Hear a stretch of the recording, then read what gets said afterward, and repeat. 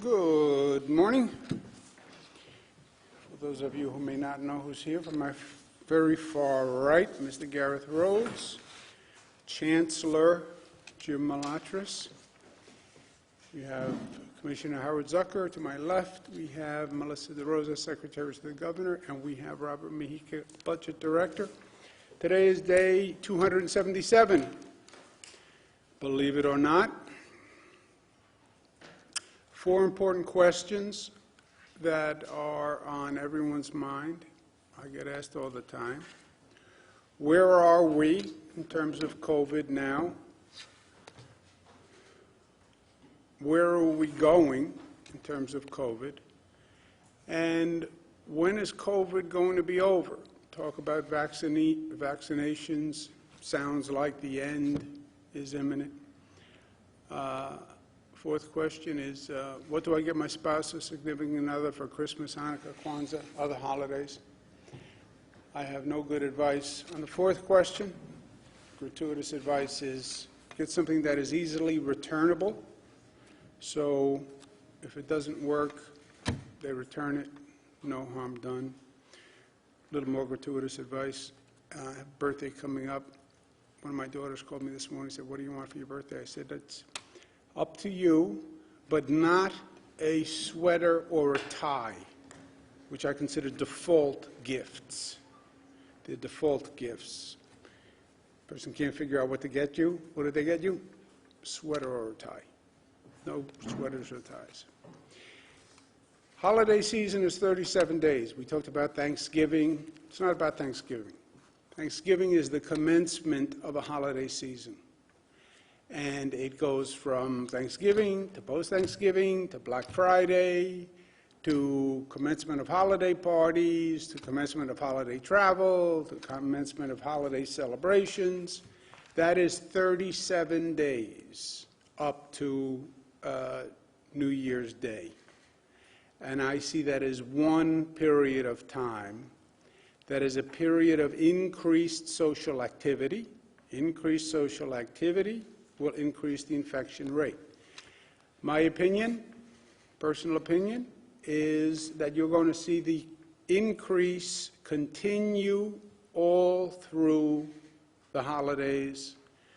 You'll see it continue through January 2nd, and then the lag for the testing hospitalization, which takes you to about mid-January. Question is, how fast do the cases increase? Nobody can tell you because it depends on what people do. It is up to us. There is no predetermined fate. It is a pure function of what New Yorkers do. It's a pure function of social action. What can government do during this period? We can warn people, we can educate people, we can enforce restrictions, we can do testing and tracing. What is the biggest fear? The biggest fear is overwhelming the hospitals, period. That's where we are, and that is a serious, serious concern. We announced a 5-point plan the other day. I'm sure you all recorded it to memory, but for those of you who were out sick, first was managing the hospital system, manage the load of the hospital system. We know the capacity of hospitals, 54,000 statewide, we know it by region, manage that load, increase and balance the testing. There's a lot of demands on testing. You have to test nursing homes, you have to test essential workers, you have to test business professionals who have licenses, who have to be tested as part of their work. You want to be fair in balancing that testing. Keep schools open, K-8. Positivity rate in schools is amazingly low and shows that the schools are much safer environments than the surrounding communities, both for the teachers and for the students. Small gatherings are now the #1 cause for spread, and that's new and that is different, and the public has to understand that. Fifth, get ready for the vaccine distribution. We hope for a flattening of the increase mid-January. We hope that the increase in social activity is through the holidays. After January 2nd, people settle down, the social activity slows down, the travel slows down, and the increase in the rate slows down. Okay, then what happens after January 2nd? We then turn to how effective is the vaccination program going to be? Because the vaccination program is really the end game here, right? And there are big questions on that. How fast is the vaccination program going to affect? How fair is the vaccination program? How inclusive is it? How many people partake in the vaccination? And how much does the federal government provide for a state to actually do the vaccine?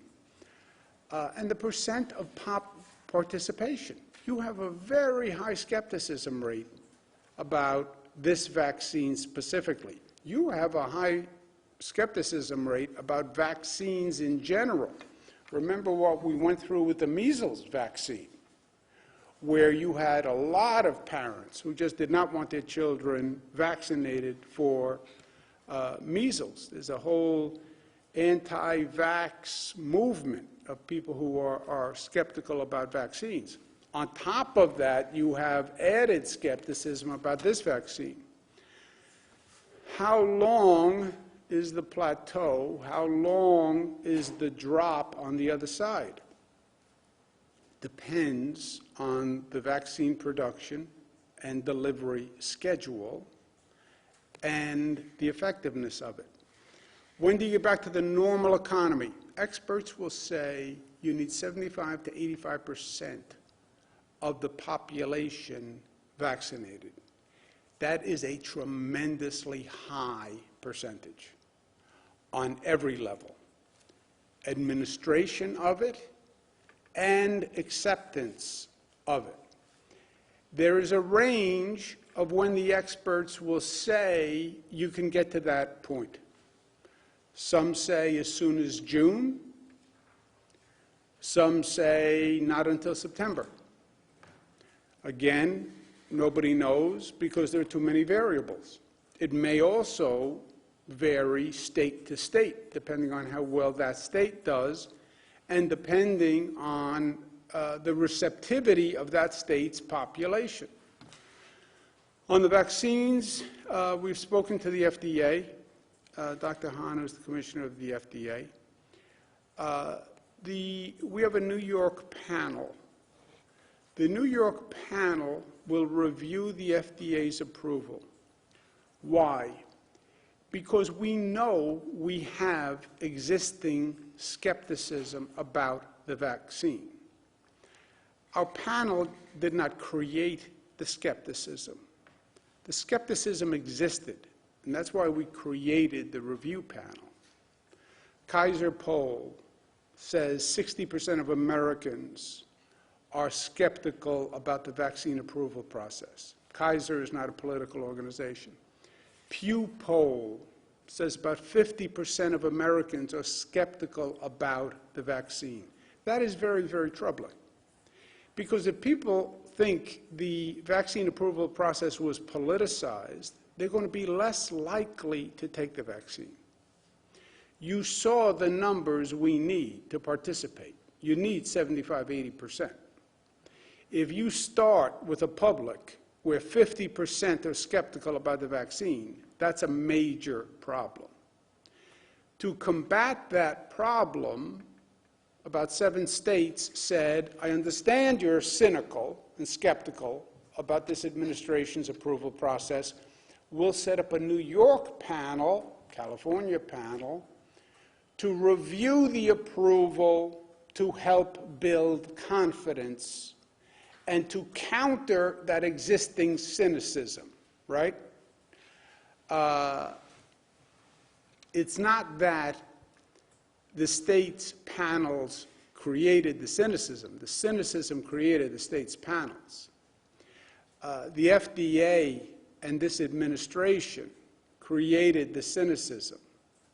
What happened on hydroxychloroquine created the cynicism, the overt political influence that this administration has shown repeatedly that has been imposed on public health officials, created the cynicism. So it is real, and it exists, and every poll has said the same thing. We've also spoken to CDC, Dr. Robert Redfield. We communicated to him, and I believe he understands, this has to be an inclusive process. The black, brown, and poor community has paid the highest price for COVID. Why? Because it exposed an inherent discrimination in our healthcare system. They live in communities with less access to health care. They had a higher level of pre-existing conditions. Blacks died at twice the rate of whites. Browns died at 1.5 times the rate of whites. COVID testing was at a lower level in the black, brown, and poor community.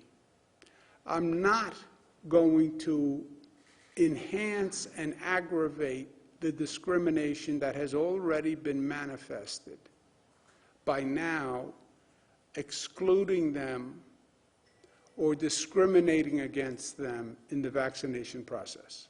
New York State will not do that. I believe it's unconstitutional. I believe it's illegal. I believe the vaccine should be made available to everyone, regardless of race, income, religion, etc. And we know that the black, brown, and poor community has already paid a disproportionate price for this COVID virus. And we know the black, brown, and poor community made up a majority of the essential workers who we relied on to do the most important work for us all through this.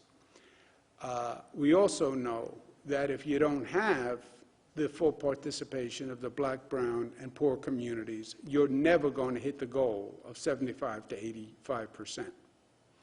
And that means the vaccination process will fail for all New Yorkers and all Americans. We also know that you can't dissuade the undocumented population from participating. Federal guidance has states signing something called a data sharing agreement. Federal government suggests we identify recipients by using Social Security number, passport number, or driver's license ID number. Those are also proxies to determine citizenship. The federal agreement then says they can share that information with other federal agencies.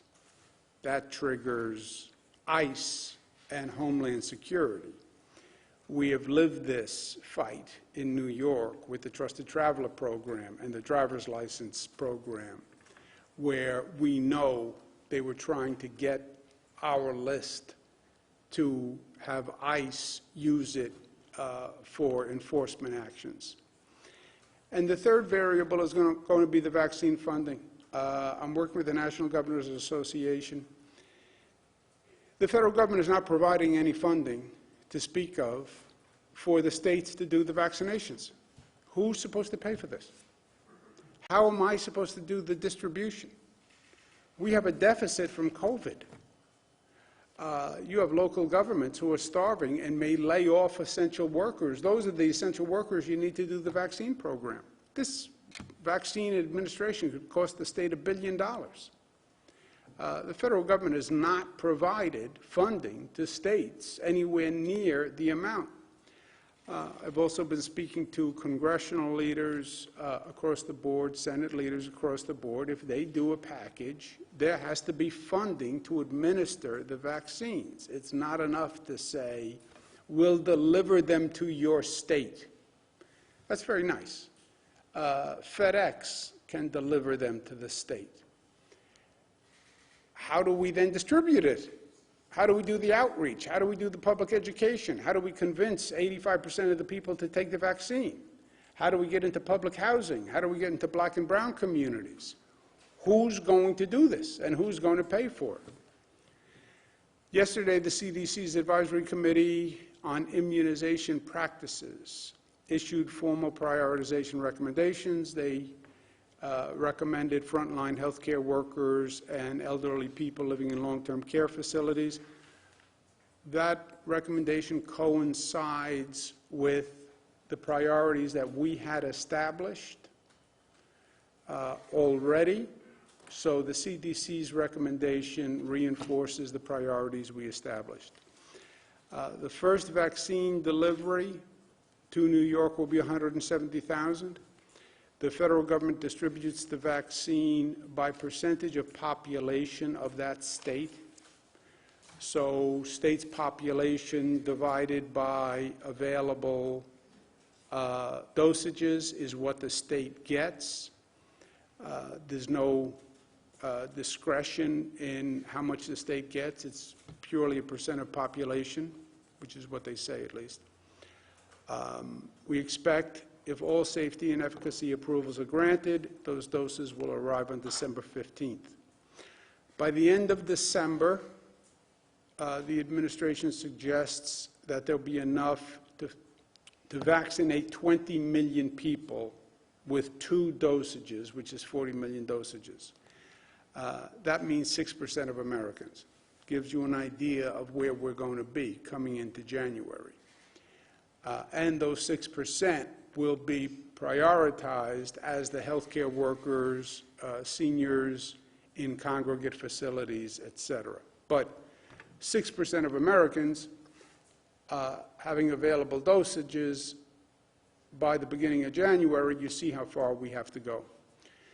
New York State also expects additional allocation of the Pfizer vaccine and the Moderna vaccine, which has also been approved, and we expect them later this month. We're going to have to undertake 2 operations simultaneously. One is the hospital management situation, which is critical.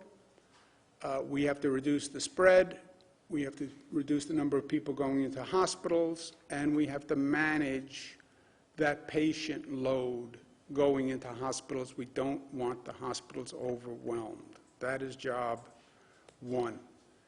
At the same time, you have the vaccine management program. The vaccine management program, we need the federal funding. We need a real aggressive outreach effort. We need social acceptance and confidence to take the vaccine. This is going to be the largest governmental operation, not just through COVID. This will be the largest governmental operation undertaken since World War II, in my opinion. To give you an idea of how massive this is, I said this to President-elect Biden at an NGA meeting. This nation has done about 130 COVID tests over the past 9 months, 130 million from day 1 of COVID.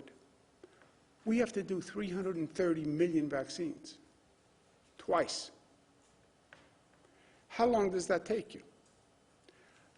This state, more testing than any state in the United States. We have done just about the population of the state, doing everything we could. And that's taken us 9 months to do a COVID test. And a COVID test, very few people refuse a COVID test. It's not a frightening test. It's a nasal swab. Now you're asking a person to take 2 vaccines, and you're asking them to take 2 vaccines, which is a more elaborate medical process, and they're distrusting about the vaccine going in. So this is going to be an incredibly challenging period to undertake both of these at the same time. We are going to bring back former Secretary to the Governor, Larry Schwartz, who came and helped us out at the heat of the pandemic. You can see by his face that he's very happy to come back and help once again, and I thank him for the joy that is on his face and his willingness to come back and participate. Larry was former secretary to me, former secretary to Governor Patterson, Deputy County Executive Westchester, Deputy County Executive Suffolk. He's probably one of the most skilled government officials I've ever worked with. He ran the Surge and Flex program, the PPE shortage program the first time around, so he's going to come back and help. Linda Lacewell is going to come back. Simonita Sabotic is going to come back. They helped on the first time around. You can see they're also happy to come back. They're also very big with hand gestures, both of them, if you notice, which is a good way to communicate using the hands. I use hand gestures also. But they were very helpful in the first tranche, and I thank them for coming back and helping again. We're going to have this is a period where we need the public to understand the changing dynamics and how this COVID is now spreading and how dangerous a period we're in with hospitalization. So we're going to do briefings every Monday, Wednesday, Friday, and we'll start that next week. These are the numbers for today. Microcluster zone 5.8, statewide positivity 4.2, overall positivity with the microclusters 4.6. 193,000 tests, 69 New Yorkers passed away. They're in our thoughts and prayers. 3,900 hospitalizations, that's up 150. 742 ICU, 373 intubations. You can see we're looking at this now by region, the regional increase over the last 3 weeks. And you see the same basic curve on every region of the state. First time around, we had a New York City, downstate, Long Island, Westchester problem. That was actually beneficial in a way because we could bring resources from upstate to help downstate. We don't have that option here because you see that the increase is statewide. These are the charts that we're going to focus on going forward. This is the increase in hospitalizations by percentage, okay? Highest increase in hospitalizations, Western New York. Mohawk Valley, then Finger Lakes, then Long Island.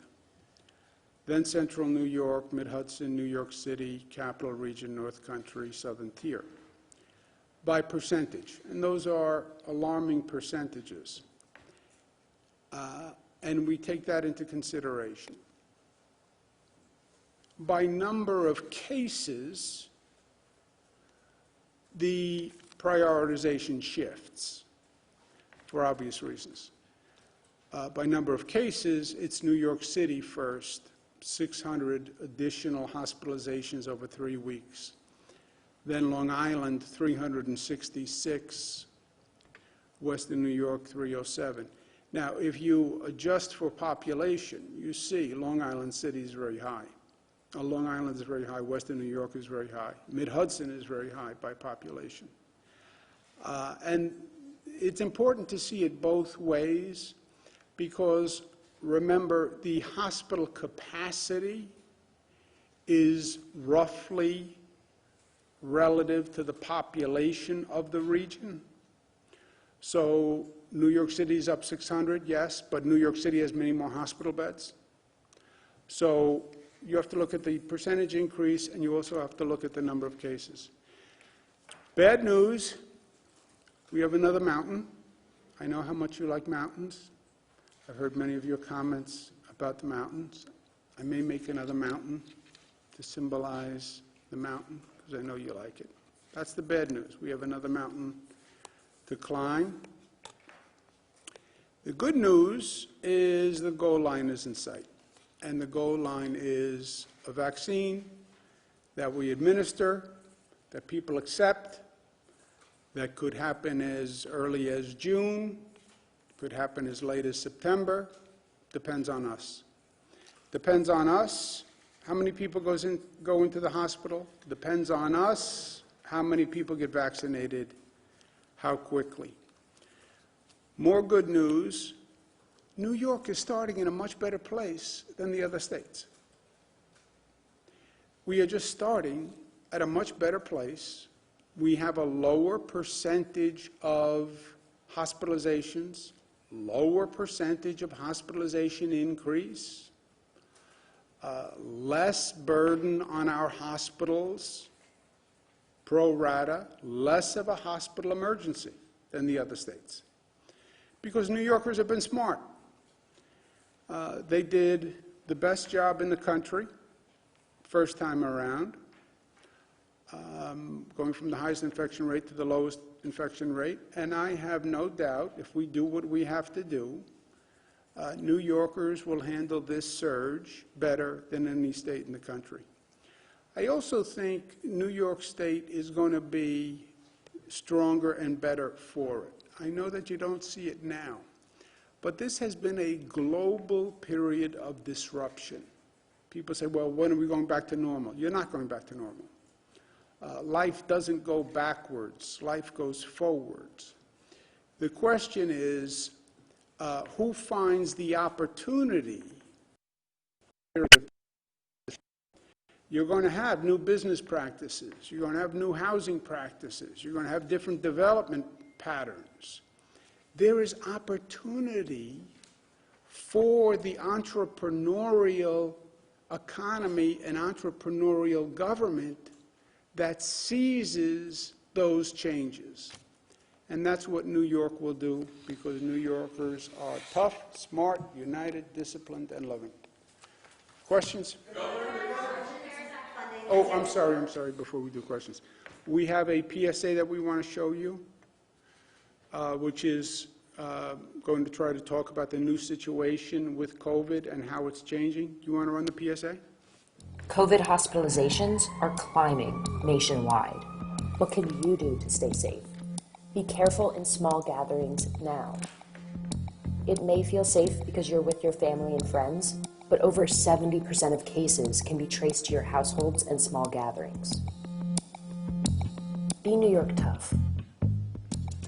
Stop living room spread. It's up to all of us. Living room spread. Living room spread. That's what we have to explain to people. It's not mass gatherings. It's not what it was. It's literally living room spread, which when you think about it is understandable. People change the socialization pattern. Where did you socialize? We're social beings. We like to be with each other. Where did you socialize? We went to the restaurant, and we sat around the restaurant, and we talked, and we had fun. Okay, that doesn't work anymore. We went to the bar, and we sat around, and we talked to each other, and we had fun. Well, that doesn't work anymore. Okay, come to my home, and we'll socialize in my house.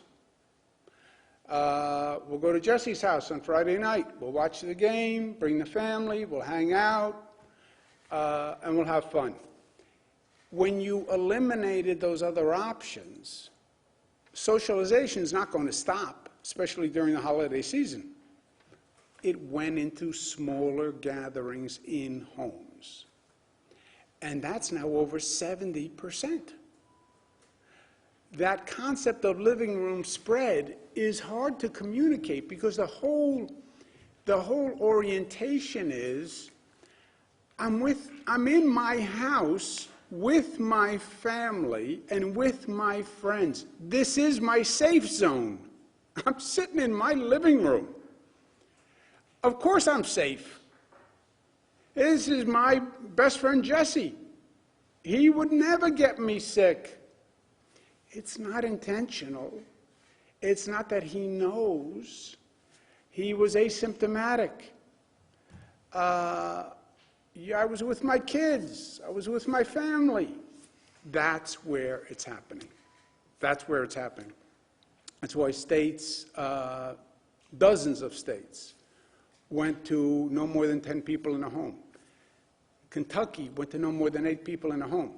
Trump administration, CDC, says you should not be in a gathering besides your immediate household with whom you are normally with. That's the CDC, that's Trump. That's why these people who want to play politics with this, whose politics are you playing? It's Trump's CDC.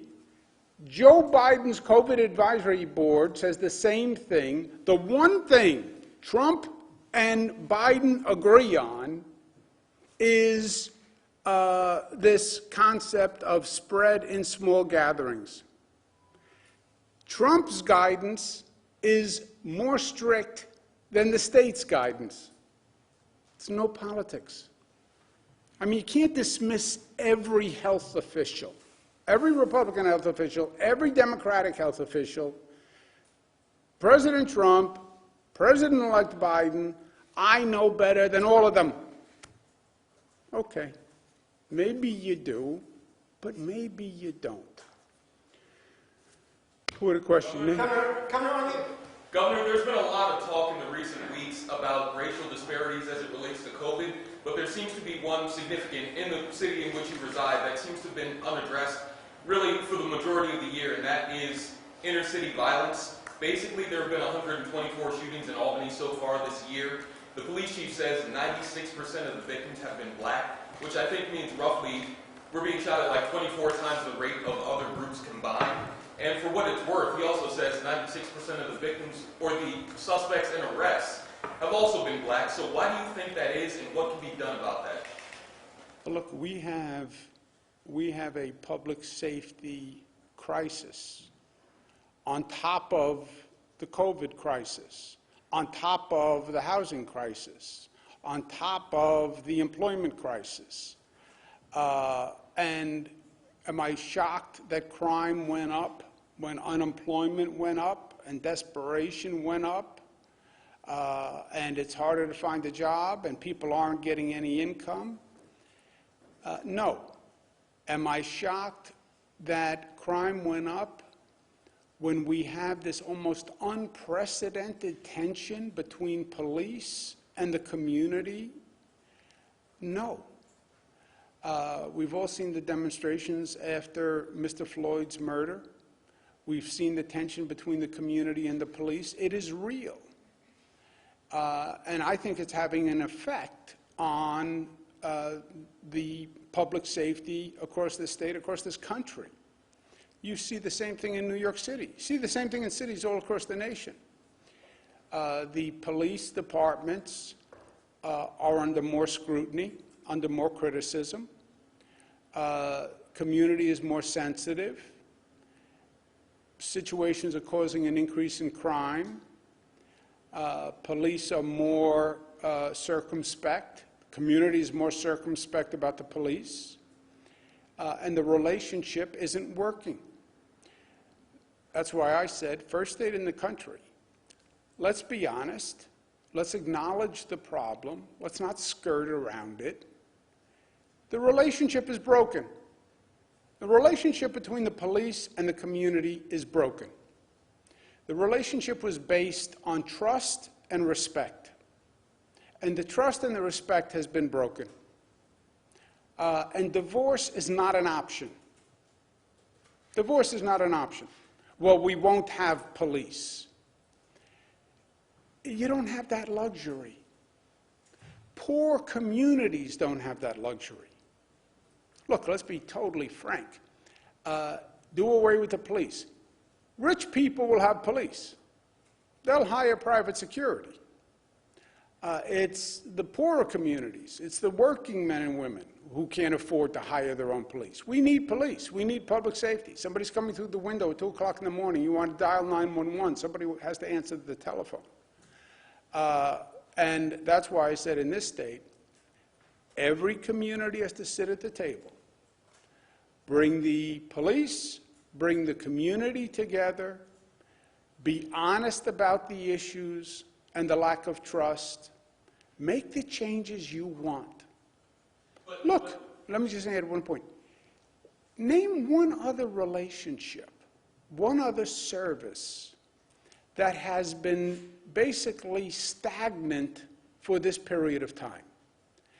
Situations evolve, services evolve. The way we educate our children is evolving, right? The way parents and teachers deal is evolving, remote teaching, whoever heard of that? The public safety function has to evolve. Not every call requires an arrest. Not every call requires a police officer with a gun. A lot of calls are social needs, or mental health needs, or substance abuse needs. You know, the old expression, when the only tool you have is a hammer, everything looks like a nail. That's where we are now. Every 911 call requires a possible arrest and a gun? No. How does eliminating police brutality, though, address the problem that we're seeing in Albany and all the cities, but like 16 homicides, over 200 shots fired? Those things are happening among community members independent of police, and police are being reactive at this point, and frankly, they're open about the fact that they're reactive because the calls for service are coming from community member to community member, independent of police getting involved initially. Yeah, but that's always the way, right?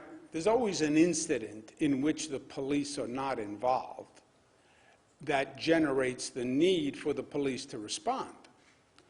The question is the response and the relationship and the trust that has been frayed right now.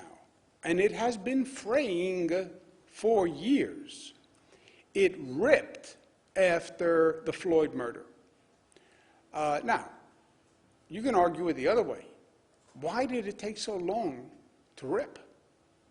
I mean, the Mr. Floyd murder, we had Eric Garner in New York City, on video, on Staten Island, same basic situation.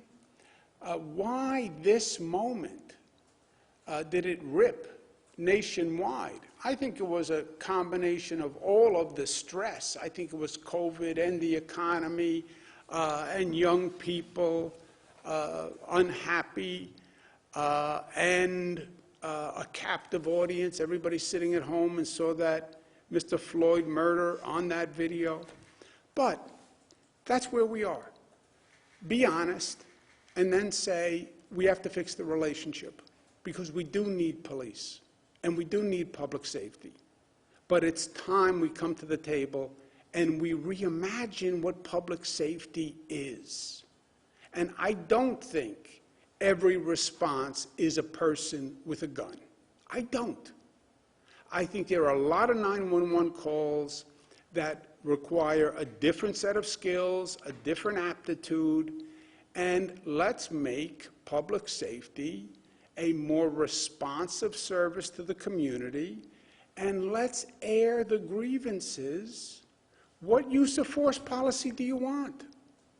What openness and transparency of records do you want? What is the process that you think a police officer who is accused of doing something wrong, what should the process be that you will trust? That has to be talked through. And that's going to be different in Albany than it is in Buffalo, than it is in New York City. And that's why I said do it community by community. But do it. Exposure risks at businesses and restaurants. Is clustering by address still a viable way to deal with this issue when more folks are driving outside zones to fewer places? And how are you ruling out whether something is living room spread or someone catching it at work or in the community and then bringing it home? And I was also just looking for an update on the CARES Act funding and budget from the budget director. Go ahead. So on the budget, as you know, we had a $14 billion revenue shortfall. We still have a $10 billion budget gap, which we released in the last financial plan update. On spending of the CARES Act funds, the federal government gave us approximately $5.1 billion. We're spending right now close to $7 billion. So we're allocating those funds throughout the year. The CARES Act funds expire on December 30th, so we'll fully allocate the full 5.1, and then the additional funds we are looking for other federal revenue streams, FEMA reimbursements, and if not, they'll just add to our gap, which currently we're waiting for the federal government to provide additional resources to deal with that revenue gap. So that's presently where we are. We still have over a $10 billion revenue gap. We'll fully expend all of the CARES Act funds.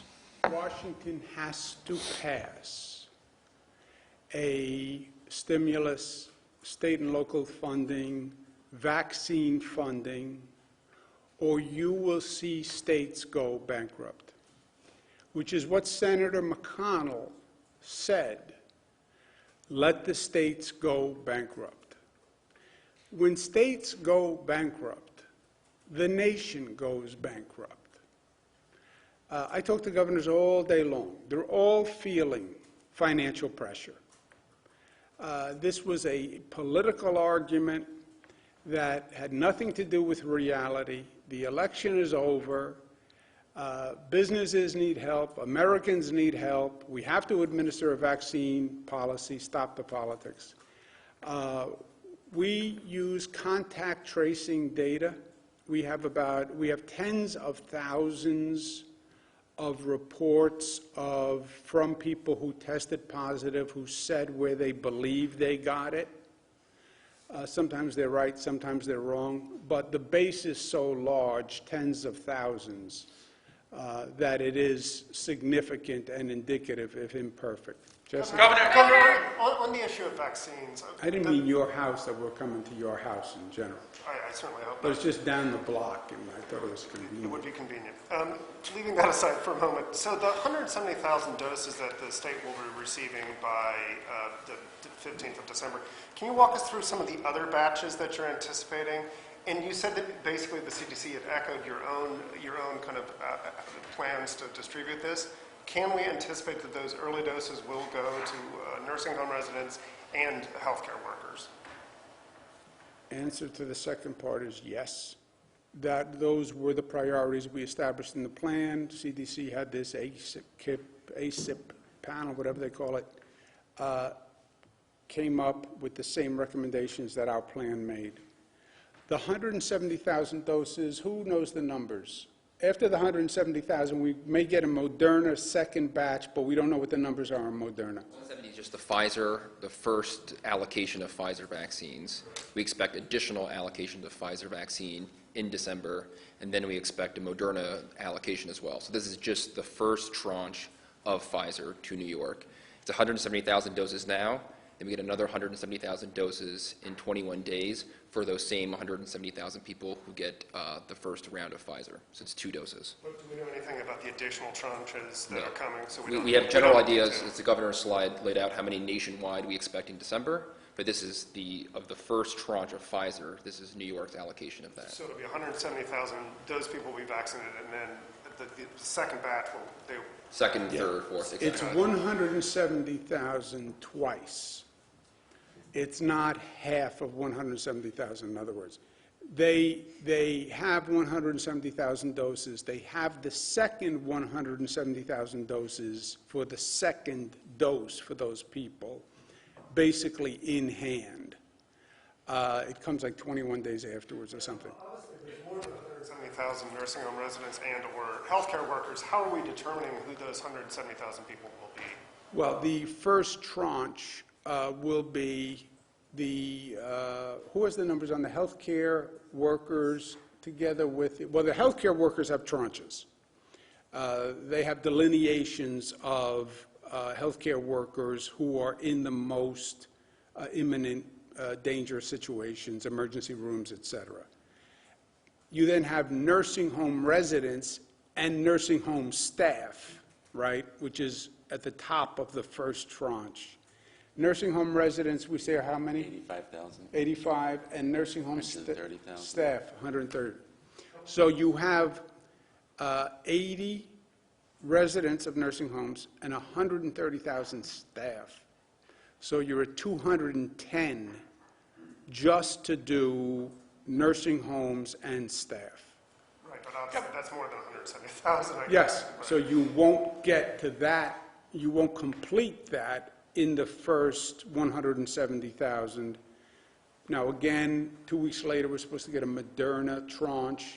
They haven't given us a number yet, but you're right, the 170 doesn't even cover the first tranche, and that's why Jesse, I put the number, the end of December, by their planned distribution, you're only at 6% of the population nationwide.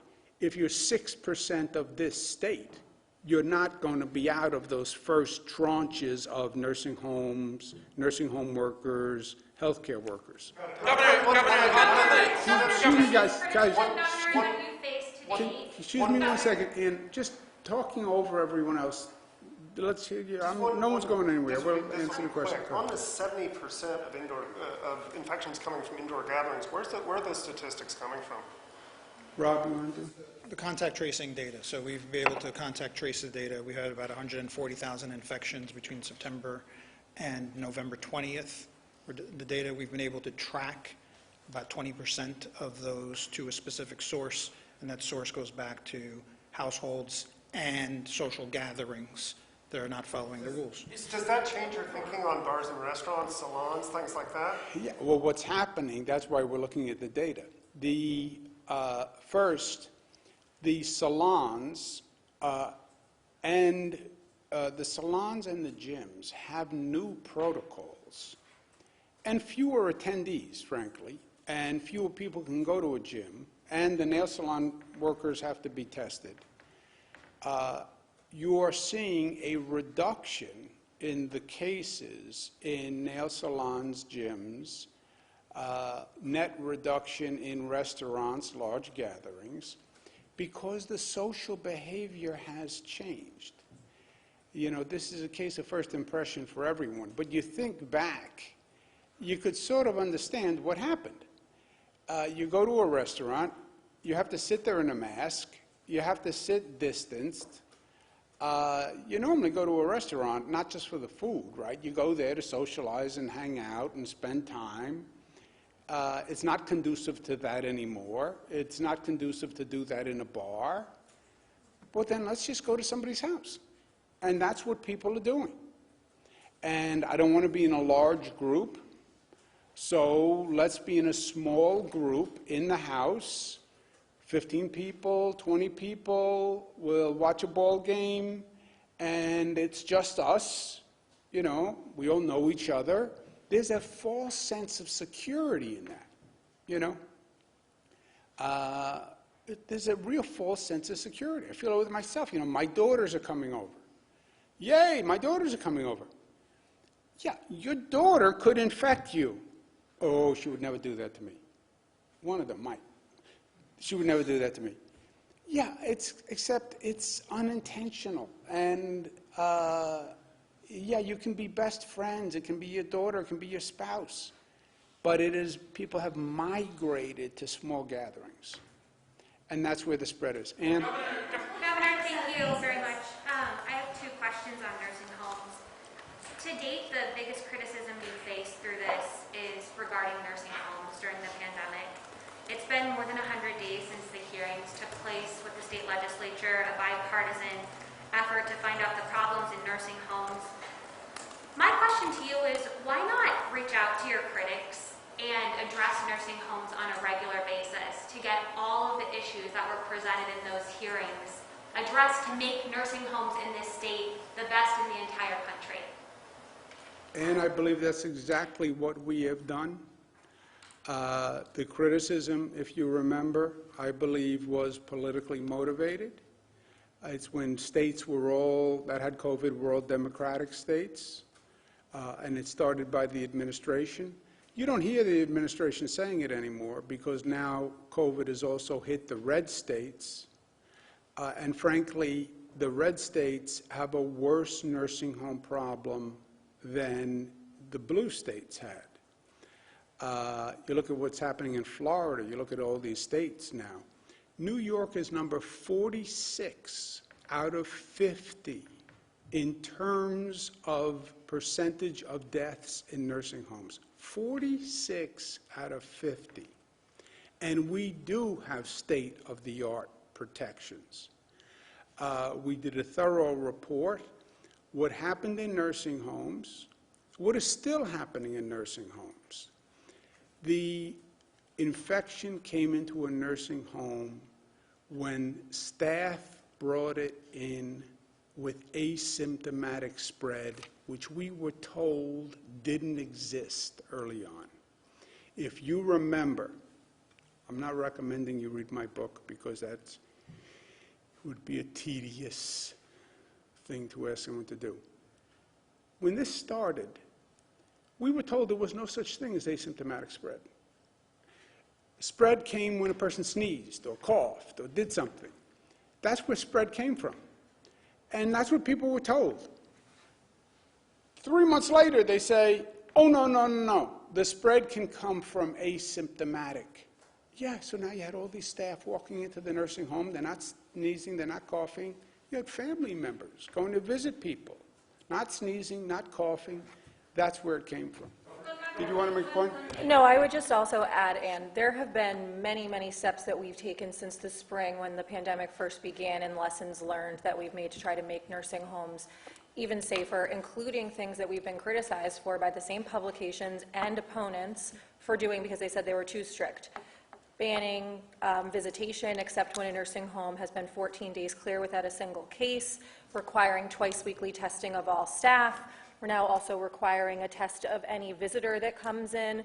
So we are being most aggressive, I think, than any other state in the country. There are some states, like Massachusetts, who are now moving to say no new admissions, period, into nursing home. The problem you have then is where do those people go? We are not allowing anyone to be discharged from hospitals into nursing homes unless they have a negative test result. Last week in Buffalo, there's an article about 75% of residents in a single nursing home have COVID. There's only one way that can come in because that particular nursing home has a restriction on visitation, and that is through staff. So we are continually staying on top of them on PPE. There's a requirement that every nursing home has to have 60-day supply PPE. They have to attest to that every single day in our HERD system. We're also requiring that they wear face shields, and we're doing everything that we can in terms of visitation and in terms of staff testing. Sorry, Dr. Zucker, did you want to add something? So, Governor, okay, a report that we did found on the numbers, because that's another thing that we've been asking Dr. Zucker for. You know, in order to improve, you have to just be honest about what happened. Dr. Zucker says that you're working to come up with the numbers of deaths. Why not just update us on this regularly? And you know, you said it's made into a political thing. Why not just say, who cares about the politics? Just update us on this on a regular basis and let us know where you're at with coming out with the numbers. And you know, make nursing homes a part of the briefing every time you have one. I mean, there's so many issues in nursing homes, we could talk about it every time. Yeah, well, you can talk about nursing homes, you can talk about schools, you can talk about prisons, you can talk about living room spreads, you can talk about bars, you can talk about restaurants, you can talk about the vaccination program, you can talk about hospital capacity. That's right, you can talk about all of these things every time, and we try to. On the number, the one number that you cannot get past is that New York is number 46 out of 50. Yes, people died in nursing homes. People are continuing to die in nursing homes. As we go forward, people will die in nursing homes. No state is doing more than this state is doing. And you can't get past the number. I don't care what your political motivation. 46th out of 50. 46 out of 50 states. You can't get past that number. Go ahead, Nick. On hospitalizations, is there any region in the state at this point that is reaching that critical mass that you talked about a few days ago? And also on vaccines, should there be any consideration as that distribution gets underway for people who may have difficulty with either their job or childcare to make sure that they can still go and get a vaccine, either they don't get penalized for missing work or for missing hours of work, things like that? On the vaccines, my goal for this state is to have the fastest, most effective vaccination program in the United States. I believe this state has the capacity to do that. I believe if you look at our apparatus and our ability to mobilize and our ability to work quickly and effectively, I don't think any state can beat us. I think that's what we proved during COVID. I think that's what we prove every day, doing more COVID tests than anyone else. I will do whatever I have to do the vaccines. I will get in a car and drive all around the state doing the vaccines myself. We have to build confidence in a vaccine. I'll be the first person to stand up and take the vaccine. We have, I believe, a top quality team. We're limited by the amount of federal funding we get. Can I deploy the National Guard? Sure. Could I pay an incentive for people to come in and get a vaccine? Sure. It depends on the funding. And right now, Nick, they're saying basically nada, scatta, niente. We already have a deficit of $2 billion from the previous COVID treatments. That's without the reduction in revenues. And this is now potentially a multi-billion-dollar operation. We have no way to pay for it. So if we get the federal funding that's anywhere fair, then yeah, we can be all sorts of creative. How much do you need? We're doing an estimate for the NGA now, where we're doing state by state, but the nationwide estimate is about $8 billion. This state, you could estimate to do a real outreach education campaign, $1 billion. And we just don't have it. On the capacity on the hospitals, the capacity, our plan is called Surge and Flex. The capacity can flex. We have flexed it's like an accordion, the hospital system, okay? We just expanded the Western New York hospital capacity by ending elective surgery. That, in essence, opens beds and expands the capacity of the hospital. The second expansion on the accordion is you go to a mandate increase beds by 50% in every hospital. It is traumatic for the hospital. You have 100 beds, you now have to go to 150 beds. But we've done that before. That's the second expansion. The third expansion is field hospitals, which are virtually, we now have a capacity to build them. The limit there is going to be staff. We can build more than we can staff. The only region where we have increased capacity so far is Western New York with the ending elective surgery. If we get close to max in any other region, we will end elective surgery. At this point, we're not doing that in any other region. Let's take one more, Mr. John. Governor, your vaccination plan, not only does it prioritize, healthcare workers, et cetera, it prioritizes geographic areas that are having, a more difficult time with COVID-19. So with this first batch of 170,000, a relatively small amount, you have a lot of areas that are having a hard time with COVID-19 right now. How are you going to choose geographically where these 170,000 doses go? Yeah. Does anyone have information on that? We think that with the 170,000 allocations and the way they allocate it, we'll be able to cover all of the nursing homes and all of the residents with this first batch, based on the new data that we're getting from the federal government. So we'll be able to cover every nursing home in the state and all the residents and all the workers at all the nursing homes with the same allocation. We're getting new information right now of how they're going to be deducting it from allocation. So we think we'll be able to. I'm sorry, I thought we went over the numbers earlier. But John's point is, the 170, you need 80 and 130, you need 210. We're getting 170, so we would need the Moderna. In 2 weeks, we're supposed to get a Moderna shipment, which would be at least the 40,000.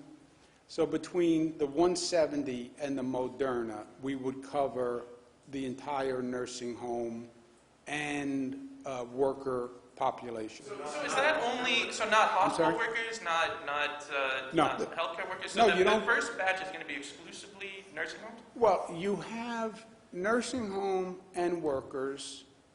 If everybody took one, you'd be at 210. What is the fall off of nursing home employees who say, I'm not taking it? I don't know. I think it could be significant. What's the fall off of nursing home residents who say, I'm not taking it? You know, you can't force somebody to take this vaccine. Right now, I think you're going to see a significant fall off, if I had to guess. I don't believe the Kaiser poll and Pew poll and NBC poll and ABC poll are all wrong. I think this is going to be a process where you have to educate them that it's safe. But if you take any fall off, if you take a 20% fall off, a 30% fall off, it's a much different story. But you'll get 170, and then you'll get a second shipment of Moderna in 2 weeks. Go ahead. It's right? Yeah, and then there's another shipment of Pfizer coming, so it's on a rolling basis. Just to build on that, your own plan says healthcare workers, clinical and non-clinical, and patient care settings, and it says ICU, emergency department, and EMS are top priority. So in this first tranche, you're looking exclusively at nursing homes and workers and residents. And can you talk about why? And sort of as a relation, will the state develop a list? You know, Dr. Zucker, he's doing COVID intubations. He's top on the list. Dr. Cuomo, he's just doing foot surgeries.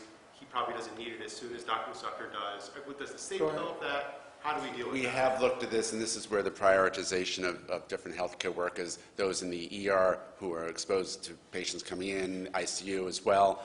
So we are addressing this is the prioritization. But as the governor mentioned before, it doesn't mean that every person in a nursing home is going to get it, because it has to be consent. So we're looking at all this. So there may be more vaccine that originally was going to be in nursing homes. Now it's going to go to the essential, to the healthcare workers. On Friday, I think we have to tell the feds where we want this to go. Is our hospitals going to be a main distribution point? What percentage will go to hospitals versus nursing homes? In that first part, it was healthcare workers and the long-term care facilities. That's what fell into the first group. So But Tranches go like this. It goes the nursing homes and nursing home workers. There's also a tranche of congregate care facilities, which are right under nursing homes. Healthcare workers wind up having priorities. So if you are a emergency ICU worker, emergency room worker, you're at the top of the healthcare queue. Because how many healthcare employees are there? 600,000 healthcare workers. So when do you get to 600,000 healthcare workers? You have to prioritize the healthcare workers, and it's going to start with emergency room, ICU, people working with COVID people. But those workers come after the nursing home staff and residents. After the nursing home staff, because the seniors, what CDC says, what we said is seniors, long-term congregate facilities, and then healthcare workers within that 600 prioritized by exposure to COVID. Is that right? That's right. The point on the allocations is that they're going to cross over. So while you're still doing the first allocations, because there's double doses, you're going to be getting the next allocations on top of that. So within those same weeks, you're going to be multiplying the number of people who you're vaccinating. So to say right now, yes, that's the 170, but then right after that, we're going to have another dose that's coming, and that will cross over while you're still vaccinating that first batch. You're starting to vaccinate others, so those numbers will start building on. We don't know what those exact numbers are yet, but that's why you will go from the nursing homes to the healthcare workers in the priority order that the governor discussed. So within that first batch of Pfizer, first batch of Moderna,